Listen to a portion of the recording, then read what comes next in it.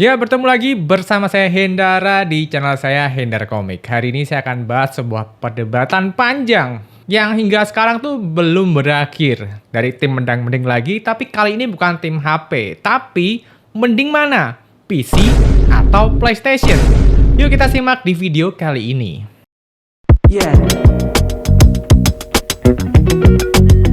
Oke, untuk sebentar background story-nya, ini saya adalah seorang pengguna dari laptop gaming dengan Asus TUF F15 yang pakai RTX 3050, VRAM-nya 4GB. Untuk game zaman sekarang sebetulnya di 1080 itu udah oke banget, udah bisa jalan lancar semua walaupun nggak rata kanan karena VRAM-nya cuma 4GB. Walaupun RAM-nya udah saya upgrade sampai 24, tapi kerasa masih kurang aja untuk game-game AAA zaman sekarang yang gila-gilaan. So, saya mikir nih, pengen ngegame yang maksimal kualitas grafiknya. Nah, pilihannya ada dua kan, selalu dari dulu sampai sekarang, yaitu PC atau PlayStation 5 saat video ini dibuat. Nah, tapi jujur aja, untuk memilih kedua ini ya, dari PC atau PS5, saya galau banget karena ada beberapa poin yang akan saya bahas di video kali ini. Yang pertama, kenapa saya masih pilih PC ya? Padahal saya udah punya laptop di mana sistemnya juga sama, Windows, cuma kalau laptop kan bisa dibawa-bawa, sedangkan PC itu modelan desktop, jadi ngedon aja di dalam kamar, di rumah gitu kan. Nah tapi jujur aja, untuk PC saya memiliki poin-poin yang menguntungkan saya secara penggunaan. Pertama, PC atau laptop ini tuh budgetnya bisa menyesuaikan ya, mau yang murah bisa, mau yang mahal bisa. Bahkan kita beli yang murah dulu untuk dimahalin di tahun-tahun depan juga bisa. Artinya adalah bisa di-upgrade sesuai dengan kebutuhan saat itu. Misalkan nih, kamu cuma pengen buat office aja, kamu nggak perlu kok beli GPU. Kamu bisa ngandelin VGA atau GPU dari prosesornya yang udah include di dalam CPU prosesornya. Jadi bisa murah banget kan, soalnya kan tahu sendiri kan harga GPU kadang bisa lebih mahal dari harga CPU hingga berkali-kali lipat. Jadi fleksibel banget untuk kebutuhan kita. Lalu kalau kita ngomongin PC atau laptop Windows tentunya ya, itu bisa dibuat banyak hal. Dibuat kerja, ngedit, dibuat gambar, dibuat bikin film, dibuat ngoding, dibuat bikin AI. Apa aja semua bisa dilakukan di komputer ya, bahkan ngegame. Jadi secara value to performance-nya itu dapat banyak banget di PC. Karena kegunaannya lebih general. Gak kayak PlayStation yang cuma spesifik aja, cuma buat ngegame. Ya sih, bisa sekarang ada kayak nonton Netflix, kayak YouTube gitu bisa juga ya. Cuma memang mostly itu PlayStation khusus buat game aja, sedangkan kalau PC bisa untuk multi job. Everything, you can do everything, bahkan nge-live juga bisa ya. Dan seperti yang saya tadi bilang ya, PC ataupun laptop ini bisa upgradable. Loh bang, laptop kok bisa upgradable?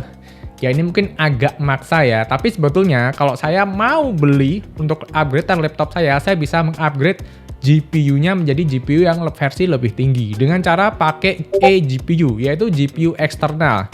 Nah kalau PC mah enak, tinggal beli GPU aja, kamu colok udah langsung level up performanya, apalagi dengan GPU yang kastanya sekarang semakin lama semakin tinggi ya. Kamu juga bisa tambah RAM, tambah hard disk, jadi lebih fleksibel aja untuk penggunaan jangka panjang kalau kamu punya budget untuk upgrade. Nggak harus ganti ke whole sistemnya. Nah sedangkan untuk laptop ini yang saya incer awalnya adalah eGPU, tapi setelah saya browsing-browsing di forum internet ternyata untuk Thunderbolt 3 sama Thunderbolt 4 katanya memang bisa memberikan peningkatan pada GPU kalian, tapi secara raw power katanya GPU-nya bisa kehilangan tenaganya tuh berapa puluh persen gitu, jadi nggak maksimal. Sedangkan budget yang kita keluarkan untuk eGPU-nya sendiri ya, jadi tanpa VGA-nya, tanpa NVIDIA atau AMD-nya, untuk eGPU-nya kayak motherboard-nya itu kita perlu ngecek dana minimal ada di 2,5 juta sampai yang lebih mahal sampai berpuluh juta, berbelas-belas juta juga ada, tapi yang paling murah affordable rata-rata ada di 2,5 sampai 3 juta untuk eGPU-nya aja. Belum untuk beli power supply-nya. Nah, karena itu saya jadi nggak pingin upgrade ke sana karena harganya sedikit kamu bisa dapat CPU. Bahkan sekarang CPU 4060 kamu udah bisa dapat loh. Walaupun motherboard seri H atau mungkin dikasih harddisk NVMe yang kecil, tapi udah bisa jadi CPU yang whole utuh, nggak cuma sekedar eGPU aja.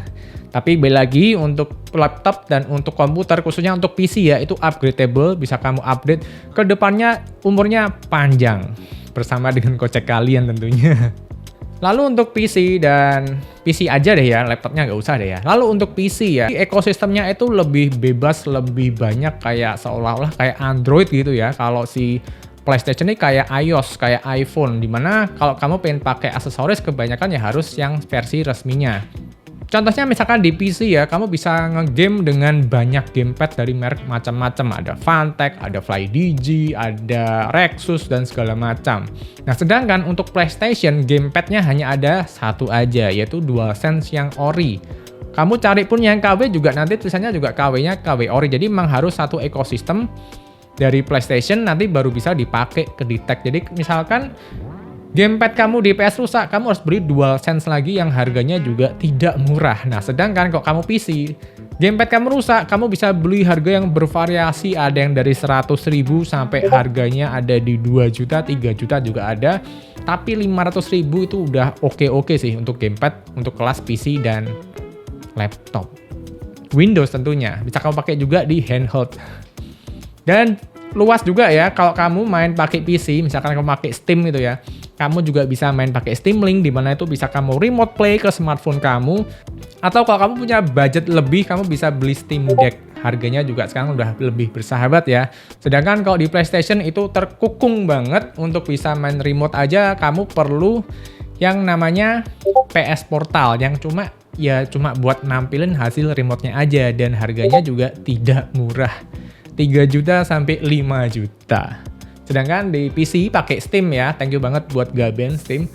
Pakai smartphone aja udah bisa langsung kayak serasa punya Steam Deck. Selain itu untuk mod segala macam, untuk monitoring FPS, software, terus juga updatean segala macam, patch yang bikin apa-apa, yang bikin ringan gamenya lebih aman, lebih nyaman, lebih ringan, itu juga banyak banget di PC ya, komunitasnya lebih luas. Sedangkan kalau PS5 khususnya yang masih baru, itu ya masih terkekang oleh kebakuan dari originalitas. Nggak jelek sih, cuma ini buat FYI aja, buat informasi aja, buat kamu yang penasaran sebebas apa sih PS dan PC. Kalau PC mah bebas banget sih. Kamu sampai cari yang Pak Tani aja, tapi nggak saya saranin ya, karena sekarang Pak Tani juga takutnya banyak virus yang mungkin bisa mengambil data-data pribadi kamu, yang mungkin ada yang kayak sensitif, soalnya ada beberapa kasus ngambil dari password e-walletnya. Lalu keuntungannya, kalau kamu main di PC itu kamu pasti nggak jauh-jauh dari yang namanya Xbox, Game Pass, dari Steam, dari Epic, dan lain-lain gitu ya. Di situ tuh memiliki banyak keuntungan-keuntungan yang terasa lebih baik dan tidak sepelit dari Sony. Nah, kalau Sony kan PS, kita harus masuk ke PS ya, PS Plus ya. Di situ kamu bisa beli atau beli member, langganan itu bisa juga.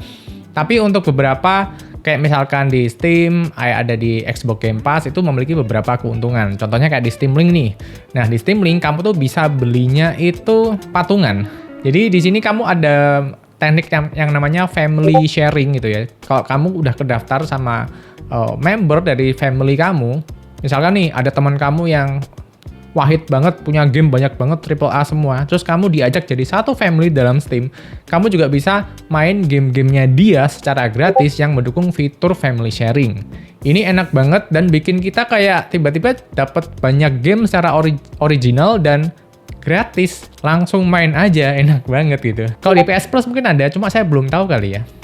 Terus untuk Xbox Game Pass juga, bayangkan kemarin ya, dengan kamu daftar membernya dari Xbox Game Pass, kamu bisa memainkan game AAA terbaru, yaitu Indiana Jones Great Silver secara cuma-cuma. Ya ini member sih, kamu membernya harus sebulan, tapi tetap itu jauh lebih murah daripada kamu beli gamenya asli sebiji. Harganya udah sampai 1.999 gitu lah ya. Dan Steam ini memiliki library dari masa jebot, dari tahun 2000 awal sampai sekarang 2025 itu gamenya ada semua, dari era PS2 sampai era PS5 saat ini itu gamenya komplit semua. Sedangkan untuk PS5 itu backward compatibility-nya hanya sampai ke PS4 aja. Jadi untuk game-game jadul atau mungkin game yang memang tidak masuk ke PlayStation itu nggak bisa dimainin di sana. Jadi secara masih lebih bebas Steam sebagian besar ya. Steam paling enak sih Steam sih, soalnya library-nya sih cukup mirip dengan yang namanya PlayStation. Cuma memang ada beberapa game eksklusif ya di PlayStation yang mungkin nggak akan bisa kamu mainin di Steam, yaitu Astro Bot. Kali. Mungkin. Dan kalau kita ngomongin PC, cooling sistemnya tuh lebih baik ya, dari kipasnya, airflow-nya, karena lebih gede. Dan kalau untuk PS5 ya sebetulnya nggak jelek sih, cuma memang tahu sendiri kah kalau PC kan memang airflow-nya lebih bagus ya, lebih gede ya, kipasnya banyak ada di CPU-nya, ada untuk airflow-nya juga. Jadi secara coolingnya lebih baik dan tidak mudah overheat. Kan banyak juga nih kabar-kabar, berita-berita kalau beberapa game terbaru yang belum optimal jalan di PS5 itu dapat notif overheat. Saya juga pernah main di PS5 dan dapat notif overheat. Nggak lama sih, dibiarin aja bentar, terus bisa lanjut main lagi. Cuma ya, for your information aja. Nah, tapi walaupun dengan segala kebaikan dan keuntungan dari PC seperti itu, saya tuh masih mempertimbangkan PlayStation hingga saat ini. Karena apa? Karena PlayStation, siapa sih yang nggak suka dengan PlayStation? Ngelihat dari wujudnya aja, itu udah happy bawaannya gitu ya. Mungkin karena bawaan anak 90-an.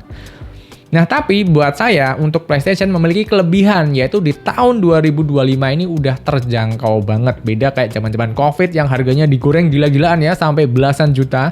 Sekarang kamu bisa beli ori dan garansi Sony resmi Indonesia itu dari harga 7 jutaan. Ya, mepet ke 8 lah. Atau 7,5 kalau kamu dapatnya hoki banget gitu ya. Dan ada yang lebih murah juga untuk harga 7 jutaan kecil.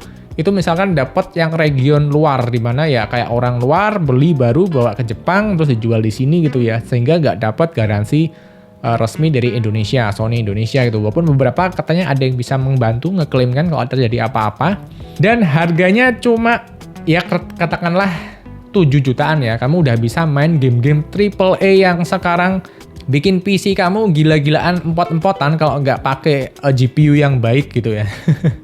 Tapi kamu bisa mainkan lancar di sana. Lalu PS5 tuh memiliki Blu-ray disc ya, dan dia memiliki game fisik kaset kayak zaman-zaman dulu kamu di PS1, kamu sering beli game harga 5.000 itu bajakan ya. Nah, itu masih ada game kaset di mana keuntungannya ya kamu dapat fisiknya, terus kamu bisa lebih merasakan memiliki gamenya secara utuh gitu ya, dan bisa kamu jual lagi misalkan kedepannya bosen. Beda kayak Steam, saya udah beli digital mau dijual susah. Kalau mau jual mungkin sama akunnya gitu ya kali ya. Dijual akun Steam ini sama librenya segini, siapa yang mau beli harga segini gitu ya. Tapi kan lebih enak kaset ya karena bisa satuan. Lalu PlayStation 5 ini plug and play. Jadi kita tinggal pasang aja, langsung kita happy. Di meja kelihatan bersih, di bawah TV juga kelihatan ya ringkes aja gitu. Gak banyak kabel seperti PC yang manajemen kabelnya agak ruwet ya, apalagi kalau kamu kerjanya buat live streaming segala macam, dimana kabel buat ke sound system, kabel buat ke sound audio interface dan segala macam tuh pasti berserakan di mana-mana lah. Bahkan laptop saya juga ya seperti ini bisa kamu lihat.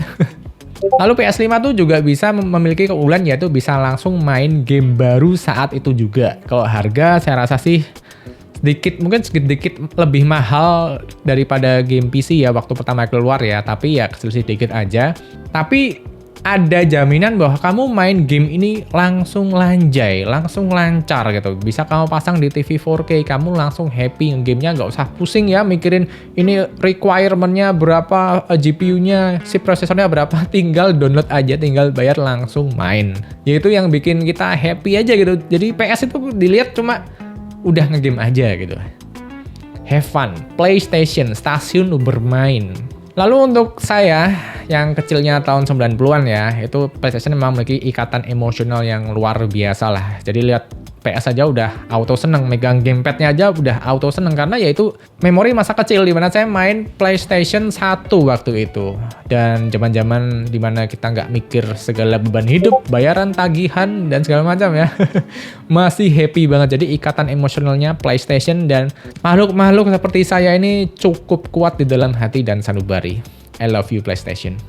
DualSense-nya top banget ya. Untuk haptic feedback-nya ini memang kerasa berbeda dengan gamepad-gamepad yang ada di pasaran, khususnya untuk PC dan lain-lain. Ini haptic feedback-nya lebih berasa. Terus di bagian trigger-nya juga ada kayak sentuhan khusus beda lagi yang hanya bisa kamu dapatkan di DualSense. Ya tapi jujur aja saya make gamepad-nya juga udah biasa-biasa aja sih. Terus juga untuk game-game entah kenapa saya waktu main di rental ya, jujur aja saya main di rental ya, saya nggak ngerasain itu ya Pak, jangan sticknya stick KW kali ya. Lalu dengan PS5 kamu bisa juga kok nyambungin PS5 kamu ke komputer buat live ya, jadi kerjanya PC kamu lebih ringan atau kerja laptop kamu lebih ringan. Jadi yang nge-game PS5, yang nge-live-in laptopnya atau mungkin PC yang kentang-kentang gitulah, itu masih bisa, bahkan lebih optimal lah daripada kamu satu PC. Terus buat live itu minimal juga harus pakai CPU yang mungkin harganya ada di belasan ke atas ya. Nah lalu kita sekarang ngomongin kekurangan dari PC. Tadi kan baik-baiknya ya, sekarang kita ngomongin kekurangannya. Nah kekurangannya untuk versi PC adalah budgetnya. Untuk dapat PC yang spek dewa, ini budgetnya luar biasa gila. Ya untuk normal-normal seperti saya ya, malu seperti saya sih 15-20 juta udah happy sih. Nah cuma kalau kamu lebih dewa lagi sultan, kamu bisa build PC sampai 120 juta. Itu yang paling tinggi. Bahkan untuk sebuah GPU, grafik prosesor unit, itu harganya ada yang sampai di Indonesia tuh sampai ke 50 juta. Itu baru GPU doang bos. Belum sama CPU, motherboard, casing, power supply, RAM, SSD, dan segala macam. Ya itu kekurangannya dari PC ya. Terus kalau kita ngomongin game-game AAA, itu banyak banget game yang hadir di PS duluan, baru 2 tahun berikutnya masuk ke PC. Salah satu contohnya adalah The Last of Us. The Last of Us di PS ini udah masuk ke seri kedua, dan bahkan ini yang The Last of Us Part 2 itu baru masuk coming soon di Steam, di PC. Dan biasanya waktu main di PC juga terasa lebih berat daripada main di PS. Jadi ya, itulah kekurangan dari PS yang saya rasakan dari sisi gamingnya saya lihat beberapa waktu ini. Dan kalau PC tanpa manajemen kabel yang baik itu pasti akan berantakan, kabel di mana-mana dan kotor. Jadi harus manajemen kabelnya untuk PC harus oke ya. Gampangnya kamu lihat aja deh di warnet itu kabelnya, kamu lihat belakangnya tuh udah kemana-mana, berdebu juga biasanya. Kalau PS kan tinggal HDMI, power, selesai gitu. Simple. Dan untuk PC sih emang enaknya untuk orang-orang yang beneran tahu PC, yang bisa rakit PC, ya minimal bisa bongkar PC buat bersihin beberapa waktu sih. Dan kalau buat yang gaptek lihat PC udah bingung ini apa, ini kerjanya buat apa gitu kan. Memang harus ada knowledge. Tapi kalau kalian lihat video ini rata-rata pasti udah paham lah tentang spare part PC ya. Terus juga sama seperti di PC, di PS juga saya juga melihat hal yang sama, bahwa game-game baru itu tidak optimal. Perlu patch untuk bisa optimal, ya itu wajar sih ya. Contohnya kayak GTA 5 dulu itu zaman dulu itu luar biasa banget ya. Setelah beberapa patch, sekarang bahkan PC handheld pun sekarang bisa ngejalanin GTA 5 dengan lancar. Beda kayak dulu, berat banget sampai dibuat benchmark. Bisa jalan GTA 5 itu udah kasta tertinggi sebuah laptop maupun PC zaman dulu. Ya sekarang juga speknya PC dan laptop juga naik sih. Nah tapi kalau kita ngomongin PS5 yang memiliki kelebihan tadi, dia juga ada kekurangan yang saya temuin di forum-forum. Oh ya, catatan juga di sini saya belum beli PC, saya belum beli PS5, saya cuma gather information aja dari banyak forum, YouTube dan segala macam. Dan saya tanya ke beberapa orang pengguna dan mengkonfirmasi iya bahwa kekurangannya adalah aksesoris seperti gamepad itu kan harus DualSense ya, harganya mahal, 1 jutaan kecil lah, 1,3. Kalau jual offline ada yang mahal lagi, 1,5 juga ada gitu kan. Harus satu ekosistem. Sedangkan gamepadnya dari PS ini yang nggak saya suka adalah analognya belum Hall effect. Berbeda kayak gamepad PC zaman sekarang nih udah Hall effect di analognya, di triggernya. Nah buat apa sih Hall effect bang? Hall effect itu teknologi yang udah nggak pakai mechanical ya untuk gamepad ya. Jadi udah pakai sensor, ngitung jarak dengan magnet. Waktu saya baca di internet, ini saya sotoi dulu ya. Jadi Hall effect ini akan meminimkan stick kita dari drifting. Drifting tuh kayak misalkan kamu main pakai stick gamepad zaman dulu PS1, PS2 itu tiba-tiba kamu biarin aja sticknya, karakternya bisa jalan ke kiri-kiri sendiri atau jalan ke kanan sendiri gak balik gitu kan. Nah itu karena drifting terjadi di analognya. Sedangkan diklaim dengan Hall effect kita bisa membuat umur gamepad kita jauh lebih awet ketimbang pakai analog yang biasa. Nah cuma entah kenapa hingga saat ini Sony PlayStation nggak bikin gamepad yang pakai Hall effect analog. Malah inovasi yang terbaru adalah bisa ganti analognya, plug and play. Dan tentunya lebih mahal dan spare partnya kita nggak tahu itu tersedia atau tidak. Aneh. kayak Sony PlayStation tutorial mempersulit analog gamepad kamu, yaitu Sony. Untuk game PS5 rata-rata kalau kamu cari game fisiknya ini mahal ya, terus diskonnya juga lama, dan rata-rata memang mahal sih game PS5. Tapi setelah saya lihat dibandingkan dengan Steam zaman sekarang, kalau kita cari yang second ya, gamenya second itu harganya hampir mirip sih, kadang juga lebih murah dari Steam. Tapi kalau harga keluar jadinya awal itu memang lebih mahal PlayStation dan harga turunnya lama. Tapi kamu bisa cek harganya di deals itu kadang ada diskon juga dan cukup lumayan. Dan untuk membershipnya juga terbilang di antara konsol-konsol yang lain ini PlayStation yang cukup bisa dibilang paling mahal juga. Cuma kemarin saya lihat ada di PlayStation Extra, itu biaya bulannya 135.000 per bulan dan kamu bisa main game AAA secara gratis, yaitu adalah The Last of Us Part 1 dan God of War Ragnarok yang saya incer banget ya itu ya. Dan yang lainnya juga masih banyak, kamu bisa main juga game yang buat saya sih cukup menarik, tapi memang dihitung ya 135.000 per bulan. Kalau sampai setahun itu jadi berapa ya waktu itu ya? 1,3 kayaknya kalau nggak salah. Lalu PS itu datang dengan klaim yang bisa main game 8K, 4K 120 fps, tapi kenyataannya ya mungkin ada game yang bisa menjalankan 4K sampai 120 fps, tapi tentu game-game yang ringan. Jangan ngarep game kayak Black Myth Wukong bisa 120 fps gambarnya rata kanan 4K itu tidak mungkin, sangat berat sekali. Ya itu cuma tulisan di kardusnya yang kadang bikin agak misleading gitu ya. Cuma kalau kamu mainnya di resolusi 4K atau 1080 itu relatif bisa sampai 30 sampai 60 fps sih sebetulnya sih. Pengalaman saya yang cuma main rental ya. Jadi memang pengalaman saya cetek, kalau ada salah bisa dikoreksi di kolom komentar ya. Dan dengan harga tadi ya PS ya harga di 7 jutaan kamu cuma bisa main game dan nonton YouTube dan nonton Netflix dan beberapa lihat media aja sih. Sedangkan kalau di PC kamu 7 juta kamu bisa do everything ya, bisa emulasi game, bisa ngedit, bisa kerja, ngetik, ngoding, bisa bikin 3D, animasi, AI learning, banyak. Terus juga untuk PS5 juga ada seri PS Slim-nya, cuma di sini ya PS Slim-nya tidak ada CD-nya. Jadi Slim-nya itu karena tidak ada CD-nya. Enggak sih, dia lebih kecil juga dikit, tapi ya itu nggak ada CD-nya. Dan CD-nya kalau kamu beli terpisah itu harganya macam-macam ya. Ada 1,5 sampai 3 juta, saya juga pernah nemu itu. Itu untuk Blu-ray disc-nya aja. Tapi mungkin zaman sekarang udah gak masalah ya. Sekarang kan zamannya digital, kayaknya no problem juga kalau CD dihilangkan. Cuma ya tadi catatannya kamu nggak bisa jual game kamu secara satuan ke orang lain. Misalkan kamu udah gak main gitu kan. Terus untuk PS5 ini untuk garansi resmi ya, kan ada macam-macam ya, ada yang garansi resmi, ada yang garansi toko. Kita ngomongin aja yang garansi resmi sama yang nggak ada garansi aja deh ya. Itu harganya bisa selisihnya lumayan, ada di 1 jutaan.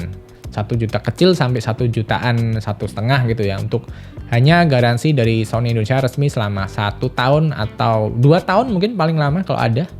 Terus juga dipikir-pikir banyak juga statement ya, ngapain sih kita beli PS5, orang game PS4-nya aja banyak kok yang dimainin di PS5. Ya ini salah satu beberapa sentimen negatif ketika ada orang denger beli PS5. Ngapain sih? Kan ada juga game-gamenya AAA semua di PS4. Nggak salah, cuma kalau main di PS5 ini versi enhance sudah diperbarui secara grafik dan tampilan. Lightning-nya sih yang paling kerasa sih, detail-detailnya juga, tapi gameplaynya juga masih sama sebetulnya. Dan kalau dibilang game PS5 tuh kayak game-game PS4 juga tidak salah. Tapi tetap, kalau kita bisa main gamenya di seri PS5 itu lebih bagus. Walaupun tidak saya pungkiri ya, versi PS4-nya hingga sekarang itu masih keren banget. Bahkan saya malah berpikir ya, karena PS5 7 juta mungkin bisa beli PS4 aja. Gambarnya juga oke-oke aja kok. Kayak misalkan Spider-Man 1, Spider-Man 2, Miles Morales. Spider-Man Miles Morales ya, bukan yang 2 ya. Final Fantasy Remake.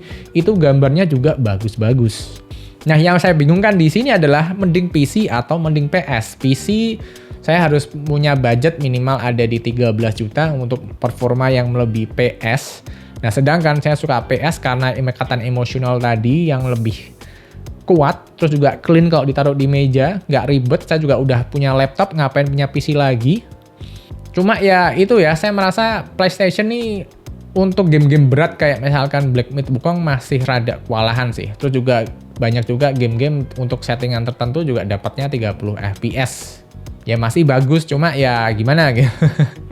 Jadi ini saya galau banget ya antara PC dan PlayStation. Hingga detik ini saya belum memutuskan mau beli PC atau mau beli PlayStation. Nah, menurut kalian gimana nih? Mending PC atau PlayStation 5? Komentar di bawah. Di sini saya tidak menjelaskan lebih bagus mana, tapi saya bertanya kepada kalian, mending mana PC atau PlayStation? Tapi jujur aja, saya lebih condong ke PC ya. Tapi nggak tahu kalau endingnya nanti belinya PS5 aja. Soalnya secara PC ini memang fungsinya lebih banyak, lebih powerful, lebih kuat, lebih multitasking aja sih buat saya sih. Tapi seperti yang saya bilang tadi, mungkin saya juga akan bisa aja beli PS5 karena ya udah ada laptop. Ngapain beli PC ketika udah ada laptop gaming yang masih cukup kencang hingga saat ini sebetulnya. Terus juga untuk library game, saya udah beli di game Steam beberapa ada ya. Misalkan saya beli PS, saya beli gamenya di PS, ya bisa mainnya hanya di PS. Nah ini saya juga bingung nih ekosistemnya, beli di mana. Karena saya bukan seorang sultan yang bisa game beli dua di Steam sama beli di PlayStation Plus gitu kan. Jadi segitu aja videonya. Terima kasih buat teman-teman yang sudah mengikuti kegandrungan, kegudahan hati saya. Dan sampai bertemu di video berikutnya. Komentar di bawah nih, mending PC atau mending PS5 untuk kondisi saya yang udah punya laptop yang masih cukup kencang hingga sekarang. Saya Hendra, pamit dan bye-bye.